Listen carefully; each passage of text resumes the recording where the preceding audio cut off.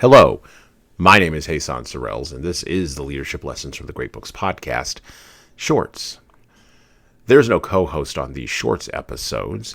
These are now around 6 to 8 minute long observations, ideas, thoughts, or rants about the literature, philosophy, psychology, and even the theology, yes, the theology of leadership.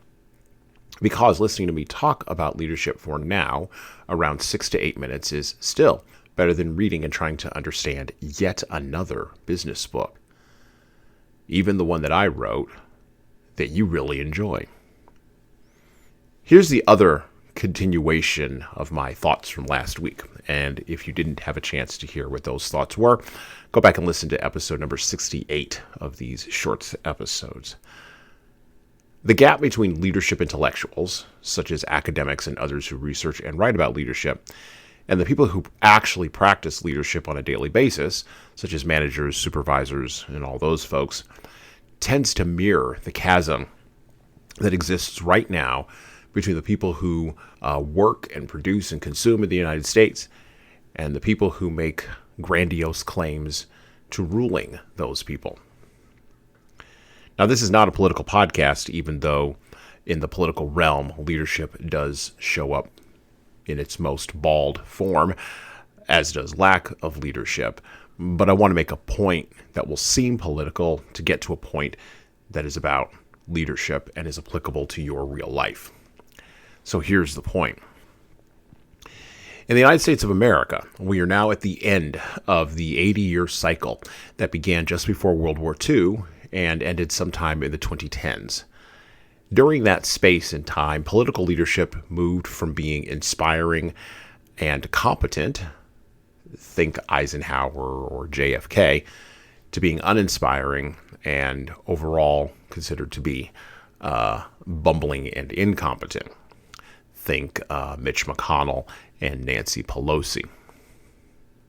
The change in thinking around political leadership and the change actually in competency in political leadership represents at one level the decadence of a country like the United States living off the work of its ancestors in the leadership space. But it also represents a population of leaders who really aren't interested in doing anything really radically new.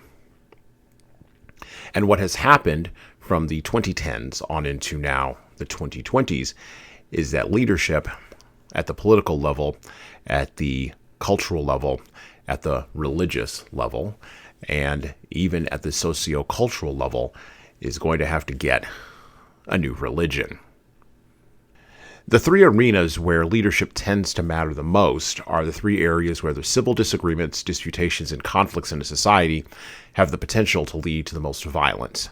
These are the religious area, the sociocultural area, and the economic area.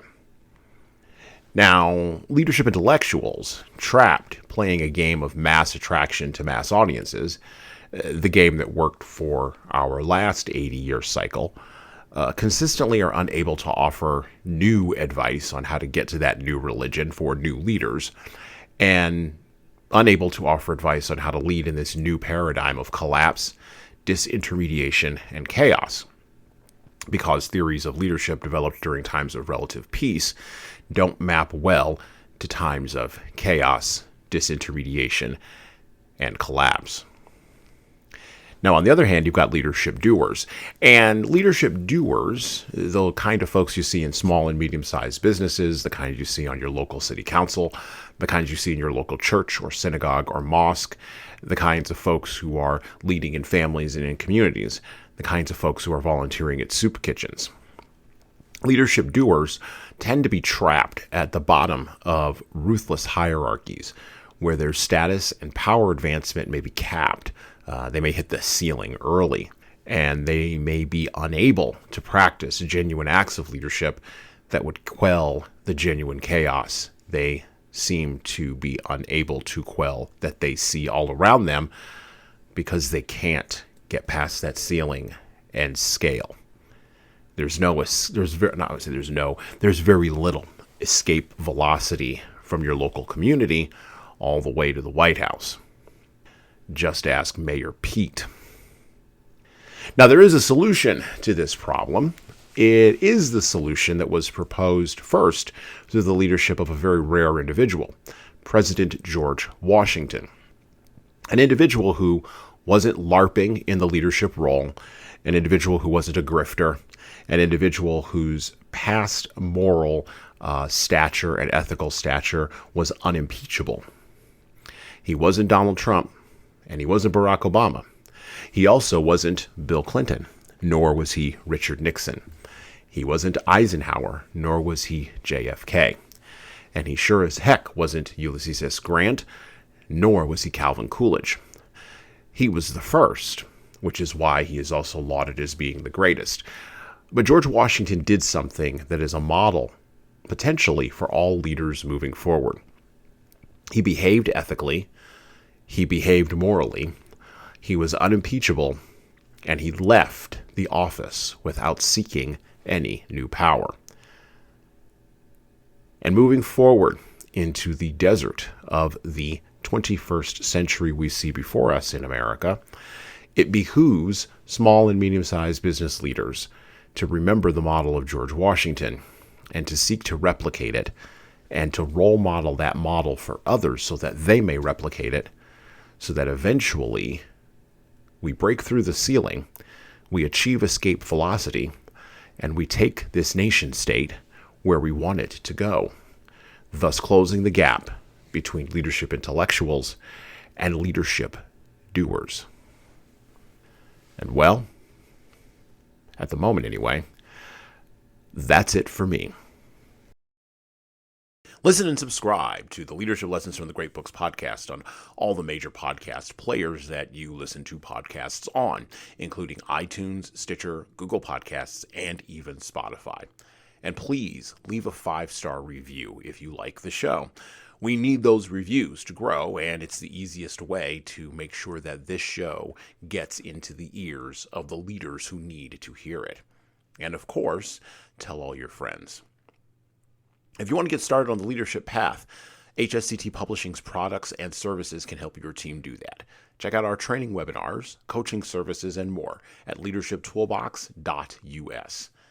We also have a video-based subscription service that's software as a service that can help your team become better at the individual level. 60 modules and over 100 hours of video and written content for you at LeadingKeys.com. That's LeadingKeys.com. We've also got books that will help you and your team grow. Pick up a copy today of My Boss Doesn't Care, 100 Essays on Disrupting Your Workplace by Disrupting Your Boss, and subscribe to the Little Red podcast I launched earlier this year with the same name as that Little Red book. My most recent book is 12 Rules for Leaders, The Foundation of Intentional Leadership, co-written with contributions from Bradley Madigan. This is the book for right now that was written for leaders right now.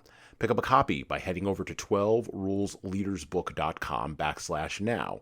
That's 12rulesleadersbook.com/now. You pay for shipping, and you'll get a copy of my second book as well. Finally, you can get all these books in paperback, hardcover, or as ebooks on Amazon, Barnes & Noble, Kobo, and any other place online you order books. Finally, HSCT Publishing is on YouTube. Like and subscribe to the video version of the Leadership Lessons for the Great Books podcast on the HSCT Publishing channel on YouTube. Just search for HSCT Publishing and hit the subscribe button. You'll get our weekly video updates, which is the video version of this podcast. And, of course, you're going to want to subscribe to my other podcast. That's right, I do more than one. The Hasan Sorrells Presents audio experience, where I talk more casually with a broader range of people about all matters that matter in the world today, from arts all the way to analytics. All right, that's it for me.